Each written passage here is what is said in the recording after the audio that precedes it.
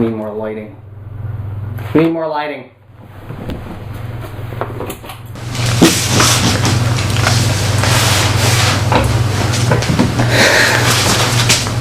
I can never just start these things. Dean Goronitis, Unleash This Book Reviews, bringing you new book reviews on modern literature, classic literature, good literature, bad literature, stuff that isn't literature, anything that I find important enough to read and talk to you about. And this week, I'm checking out An Equation to the Answer, which is a, for all purposes, self-published work. It's technically listed in the book as being published by Coleman and Andrews Publishing, but from my 5 minutes of research on the internet, I couldn't find a website by these guys or anything, so it seems that they're pretty low-key if it is a publishing company at all. But, you know, for basic descriptive purposes, this is a self-published work. And I think I'm in the norm when I say that self-publishing has a little bit of a negative connotation with it. The mass majority of self-published work is usually not good, and that's why it isn't published by big end publishing company, as much as there is a fight that says that the big publishing companies don't see the good stuff and they're only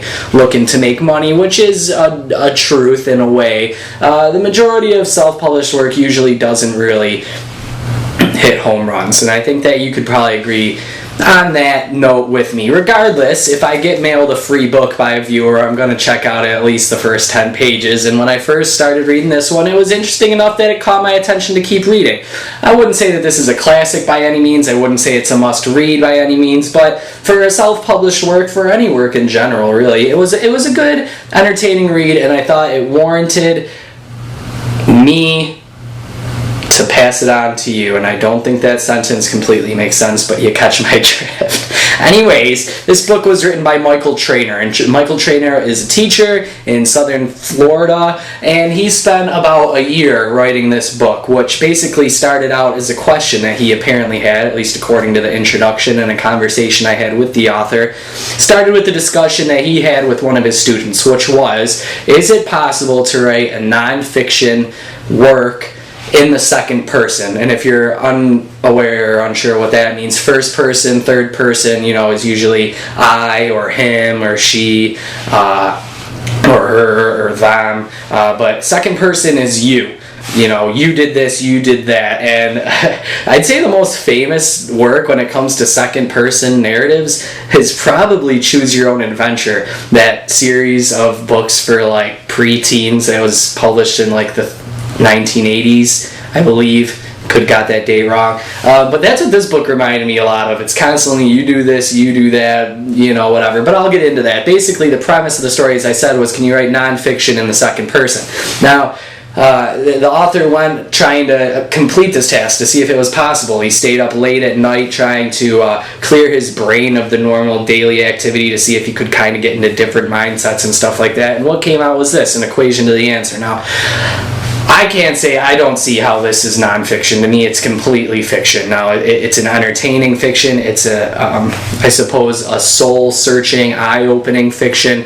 But I really can't agree with the author when he says he completed a nonfiction work in the second person. This is completely fiction. But that doesn't hinder from what the book's about. Now, to me, what the book really kind of reminded me of is sort of like a Phantom Toll Booth, but more for adults, for people who are looking to get a little bit more of a message underneath the adventure. Whereas the Phantom Toll Booth is all about the story and the adventure, this is more about the important realization that can take place underneath the adventure. Basically, what it tells you the story of is you get taken inadvertently into an alternate dimension type area where you learn all sorts of things about human history and culture and other species and all sorts of things like that. And you go on a grand event learning about all of these amazing things that only God would be able to explain to you. You go through all of history,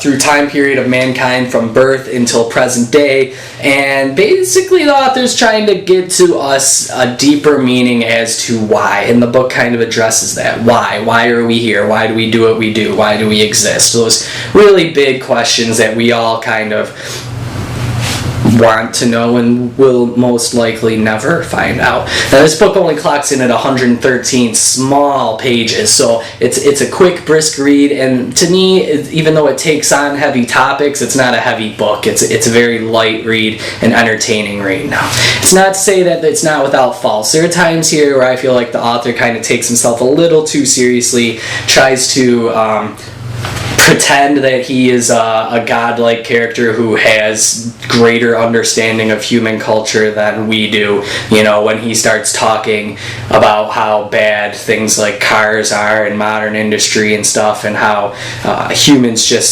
how other species don't have a need for weapons, and how they don't understand why humans would have weapons, and all, you know, that kind of generic stuff that's been rehashed over and over, that's just slightly condescending, like, you know, like, duh, I already know that weapons are bad, I don't need another alien species telling me they don't understand mankind's use for weapons and stuff like that, you know that feeling I'm talking about you get sometimes. But that's only like maybe 5% of this book, and I don't want to focus on those slight flaws, because the majority of this book is a fun, entertaining adventure. Now, I'd slightly classify this as a little bit of sci-fi, but I wouldn't say it's completely sci-fi. It's more just a wide scope of a tale that you get to go on in and I know I said this, in a choose-your-own-adventure type way. This book retails for $7.99. It's not available in stores or anything like that, and I tried to find some links online so I could pass on to you guys where you could pick up this book if you're interested in it, but oddly Amazon doesn't directly sell it. They're only selling it through a seller, and it says that there's only one copy available. I tried finding a web page for the author specifically where he is selling the book on his own. There's just not anything out there, which I find a little strange. So I'm going to hope that the author maybe sees this video and can tell me a little bit more on where you guys can find the book if you're interested. If not, in the drop down box I'm going to include the link to the Amazon page, because maybe they have more copies than what they're actually listing on the website. I'm going to leave the author's email address, which is online and in the book, so that you can get in direct contact with the author if you're interested in picking this novel up or just talking to him. And I also... No. I don't have anything else. That's the end of my notes. Anyways, yeah, so that's my self-published work. I know sometimes self-published stuff is the most interesting to you guys because you want to see classic lit, so I'm still working on Adventures of Tom Sawyer, which I still love. I'm really getting into, and I think you guys are really going to enjoy my review of that, because I enjoyed it, so how could the review not be enjoyable, right? Right, okay. Anyways, I'll see you guys soon. Thanks for tuning in. See you next time.